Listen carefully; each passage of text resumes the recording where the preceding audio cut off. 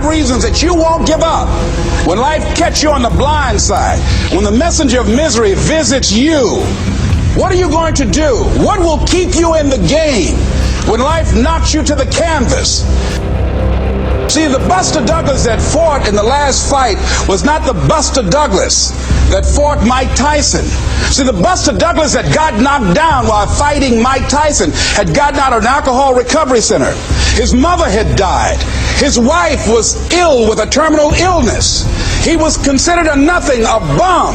So when he got knocked down, Buster Douglas had a reason to get back up, because he said, I'm dedicating this fight to the memory of my mama. So you got to have some reasons that when life knocks you down, and it's going to. It's going to knock you down. When people disappoint you, and that's going to happen. When they betray you, and that's going to happen. When they lie to you, and that's going to happen. When they say, oh, you can count on me, and they won't show up, and that's going to happen. When you want to throw in the towel and give up yourself, and that's going to happen. When life collapses on you and catch you on the blind side, what reason can you remember that you can call on, that you can reach on, that can make you get back up? Find that reason. Because when life had knocked me down, I said, life, I'm doing this because I want to make my mama proud of me. I'm doing this because I want my children to have a better life than what I have. I'm doing this because all my life I've been told I'd be a loser, that I wouldn't make it. I'm doing this to make them a lie. I believe, like Frank Sinatra, he said, the best revenge in life is massive success. I'm doing this so I can become massively successful. And with that kind of courage, with that kind of affirmation and reason to empower me, I got a saying that when life knocks you down, try and land on your back, because if you can look up, you can get up. You don't have to be grim, but you do have to be serious. Hey, everybody hopes things will get better, but remember, the future does not get better by hope. It gets better by plan. And hope unaided by clear plans can finally become an illness. There's a Bible phrase that says, hope long delayed makes the heart sick. It's a sickness. I used to have the illness known as passive hope. It's bad. And there's one that is even worse, and that is called happy hope. That is really bad. The man is 50, and he's broke, and he's still smiling. That's bad. So get serious. Make plans. Put them on paper. My suggestion from experience. There's a phrase from the Bible that goes, without dreams and vision, we perish. How true. Humans have this unique ability to aspire, to dream, to go for something, to become something. Without that, life is not life. We must have dreams and never give up on our dreams. I'd like to share a few ways your use of time are affected by or influence the achievement of your goals. Have you ever thought that without some very clear written goals, you never even need to consider managing your time? Time essentials come from objectives well defined. Time can't be critical if objectives aren't defined. Now you might be one of those uniquely fortunate individuals who can keep all their objectives and purposes clearly defined in their minds and operate from that. But I wouldn't take the chance. Write your goals down and set careful priorities. Sometimes priorities are determined by the season. For a farmer in springtime, the season dictates his most important activities. During the spring, a farmer must work around the clock, burn the midnight oil, and keep the equipment running because he has only this small window of time for the planting of his crops. One of the difficulties of living in an industrialized society is the losing of the sense of seasons. When to pour it on, when to ease back, when to take advantage. It's easy to keep going from 9 to 5, year in and year out, and lose a natural sense of priorities and appropriate time. Don't let one year just blend into the next. Keep an eye on your own seasons, lest you lose track of values and substance.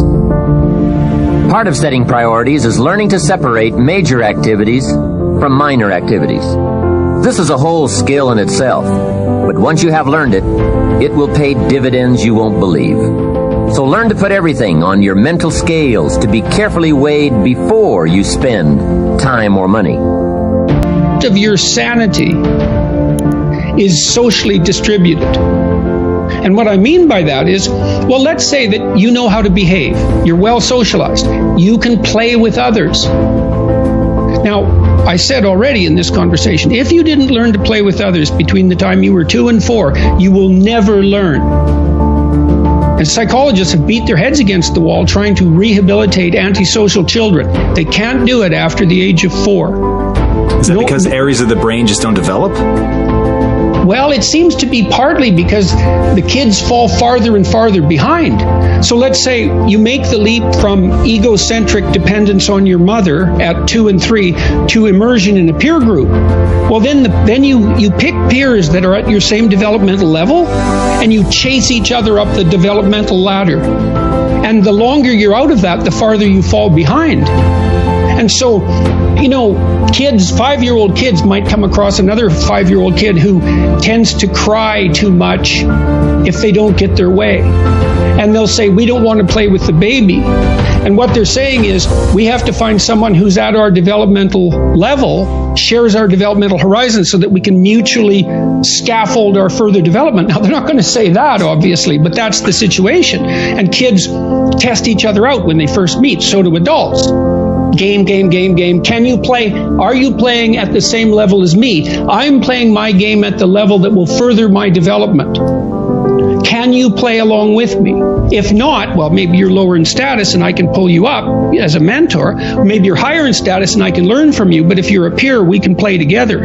Anyways, if you're acceptable to your peers and you behave well, they'll accept you.